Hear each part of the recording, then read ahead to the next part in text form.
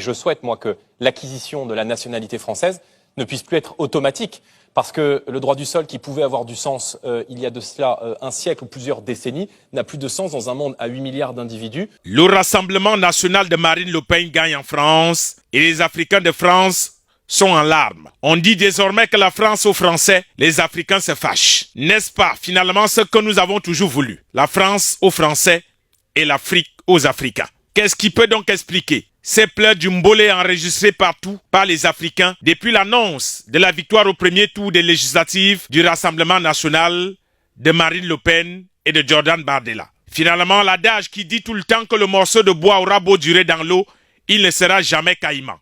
Oui, on a beau être en France, parler comme les Français, mais on ne sera jamais français plus que les Français. Il est donc temps qu'on leur rappelle à tous nos frères africains qui se perdent très souvent en conjecture. L'heure est grave pour nos amis et nos frères qui avaient plié nos bagages, nous narguant à travers les vols Air France qui peut-être, s'ils n'ont pas de chance, connaîtront bientôt des billets retour par bateau dans leurs pays respectifs.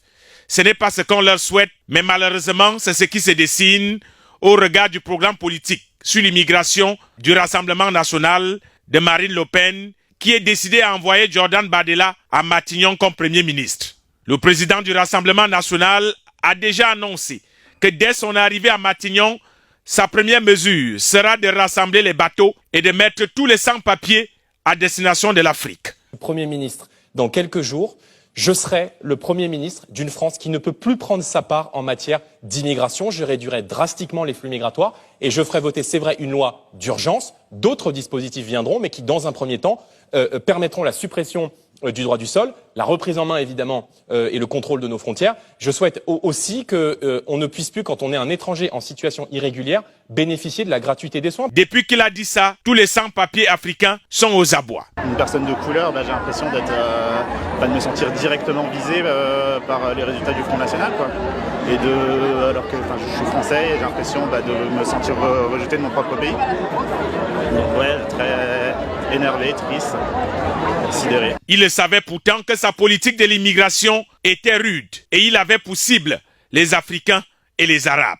Est-ce qu'il faut donc qu'on vous explique encore ou vous attendez seulement qu'on vous fasse honte? Revenez chez vous, l'Afrique, votre berceau de l'humanité. N'ayez pas honte de retrouver votre continent que de vous faire malmener alors que vous avez le chez vous. Et quand on disait à certains de faire attention que être immigré ne veut pas forcément dire qu'on est devenu activiste. Eux qui ont passé le temps à jeter l'anathème sur les dirigeants de leur pays d'origine. Tous les jours, on vous parle que la France est un pays de l'Europe de l'Ouest et elle le restera ainsi. On vous a dit d'aller faire des études, d'apprendre des métiers, de nous ramener la technologie pour venir aider vos pays. Voilà donc que les pleurs du mbolé ont commencé depuis hier. Nos réseaux sociaux souffrent. La victoire du Rassemblement national au premier tour laisse beaucoup d'Africains dans la désolation. Ils se sentent en danger. Mais la question qui vient toute seule, mais de quel danger parlez-vous? Alors quand on vous disait, ne devenez pas des pourfendeurs des régimes de vos pays respectifs, vous direz donc quoi maintenant? Voilà Marine Le Pen qui arrive avec ses bateaux. Macron a fait de son mieux, mais cette fois, il ne pourra rien pour vous. Quand vous serez dans des bateaux en chemin de retour dans votre belle Afrique, ne pleurez pas. Dites-vous seulement que c'est la délivrance. Nous-mêmes, nous ne sommes pas contents de vous revoir.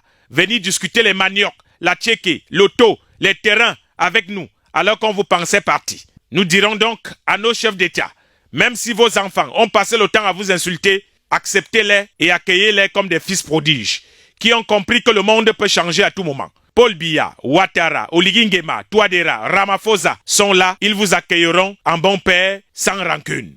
Et quand on dit tout le temps que les vieux voient étant assis ce que les jeunes ne peuvent voir même étant debout. À peine à Matignon, ils vont charger les bateaux à Avignon et chacun ramassera ses pantalons et comme un peloton pour retrouver des bateaux et vous serez parqués dedans comme des saucissons. Tant pis pour ceux qui avaient déjà changé de tonalité, ceux qui ne savaient plus comment s'appelle leur quartier, ceux qui venaient avec des parfums de défunts pour nous offrir comme cadeau. Rassurez-vous, nous vous pardonnons. Si Paris ne veut plus de vous, Bamako, Ouagadougou, Libreville, Yaoundé, Abidjan, N'Djamena, Brazzaville ou encore Kinshasa voudront toujours de vous parce que vous êtes des enfants de l'Afrique et l'Afrique ne renie pas ses enfants.